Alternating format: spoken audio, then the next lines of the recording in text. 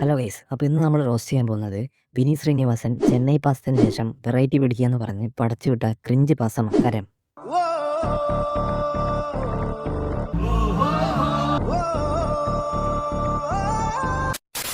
ചെന്നൈക്ക് പകരം പുള്ളി ഇപ്രാവശ്യം സെലക്ട് ചെയ്തത് ലെനാർക്കോ ആണ്. പടം തുടങ്ങുന്നത് തന്നെ ഒരു തീവ്രവാദിയുടെ മൂട്ടിൽ വെടിവെച്ചുകൊണ്ടാണ്.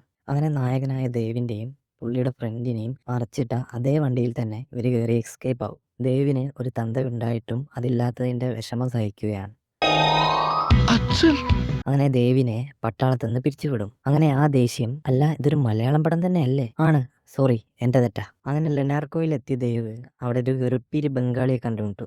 എന്നിട്ട് അവന്റെ കൂടി പോയപ്പോ അവന്റെ എക്സ് ആയ സനയെ അവിടെ റെഡ് ലൈറ്റിൽ അവൻ കാണും. അവനിപ്പം വേറെ ഭാര്യയും മകനൊക്കെ ഉണ്ട്. പക്ഷേ അവനെ അവിടെ നിന്ന് എങ്ങനെയെങ്കിലും രക്ഷപ്പെടുത്താം. പിന്നെ ഈ സിനിമയിൽ വില്ലനായി എത്തുന്നത് നമ്മുടെ മഞ്ഞപ്പടയുടെ ആശാൻ.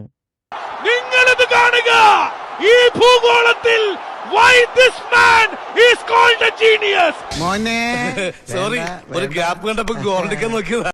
വേണ്ടട്ടോ, നീ ചായ അടിച്ചാ മതി, നീ എന്നെ അടിക്കാൻ നിൽക്കണ്ട. ഓക്കെ, കൗതുക ലേശം കൂടുതലാ, മാപ്പാക്കണം. വെറുതെ ഇരിക്കുമ്പോൾ പോലും സാറേന്ന് വിളിച്ച് വെറുപ്പിക്കാനായിട്ട് ഷാജോണുണ്ട്. സാറേ, ഇത് എന്തൊക്കെയാ സാറേ?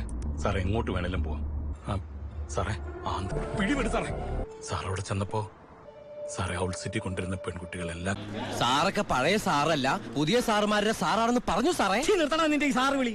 നീ ഏതർത്ഥത്തിലാ ഈ സാറേ എന്ന് വിളിക്കുന്നത് എനിക്ക് നന്നായിട്ട് മനസ്സിലായി. അങ്ങനെ കൊടൂര വില്ലനായിട്ടുള്ള ആശാന്റെ അടുത്ത് നിന്ന് വെറും 5 ആൾക്കാരെ കൊന്ന് സനയെ രക്ഷിക്കും. കൂടെ ഒരു കുട്ടി.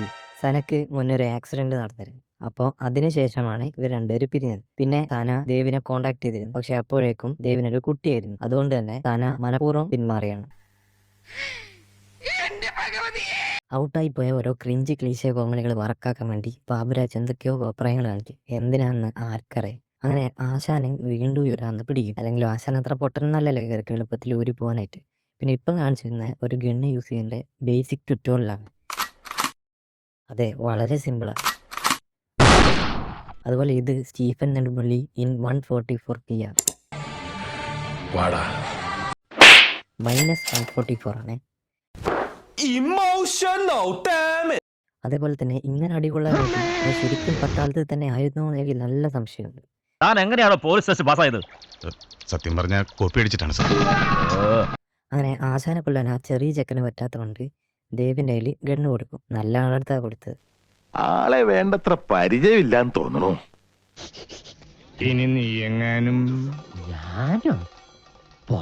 പിന്നെ ഏറ്റവും ഇൻട്രസ്റ്റിംഗ് ആയിട്ടുള്ള കാര്യം എന്ന് പറഞ്ഞാല് ദേവിന്റെ അച്ഛന്റെ എക്സ് ഗേൾഫ്രണ്ടിനെ കൊണ്ട് അച്ഛന് മാത്രമല്ല ദേവിനും ഇതിൽ ഉപകാരം ഉണ്ടാകുന്നുണ്ട്. എങ്ങനത്തെ ഉപകാരം എന്നല്ലേ, ആശാനെ പിടിക്കാൻ വേണ്ടി പോലീസിനെ അയക്കും. അങ്ങനെ അവസാനം ഒരു ടിപ്പിക്കൽ വിനീത് ശ്രീനിവാസൻ പടം പോലെ തന്നെ ഒരു ചെറിയ പ്രശ്നം പോലും ബാക്കി വെക്കാതെ പടം തീരുകയാണ്. അങ്ങനെ ചുരുക്കി പറഞ്ഞാൽ വിനീത് ശ്രീനിവാസൻ ഇപ്രാവശ്യം ക്രിഞ്ചൊന്നും ഇല്ലാത്ത ഒരു ക്ലാസ് മാസ് പടം എടുക്കാൻ ഉദ്ദേശിച്ചിട്ട് ഒരു മാസ് പാസ്സാണ് കിട്ടിയത്.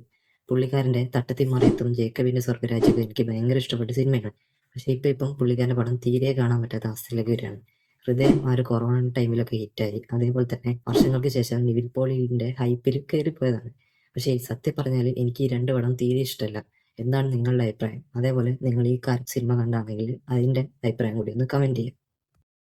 ഗൈസ്, നിങ്ങൾക്ക് ഈ വീഡിയോ ഇഷ്ടപ്പെട്ടു എന്ന് ഞാൻ വിചാരിക്കുന്നു. ഇഷ്ടപ്പെട്ടാൽ ലൈക്ക് ചെയ്യുക, ചാനൽ സബ്സ്ക്രൈബ് ചെയ്യുക. പിന്നെ ഇതിനു മുന്നേ ഉള്ള വീഡിയോസ് കൂടെ ഒന്ന് ചെക്ക് ചെയ്യുക. അപ്പോൾ നമുക്ക് അടുത്ത നല്ലൊരു വീഡിയോയിൽ കാണാം. ബൈ.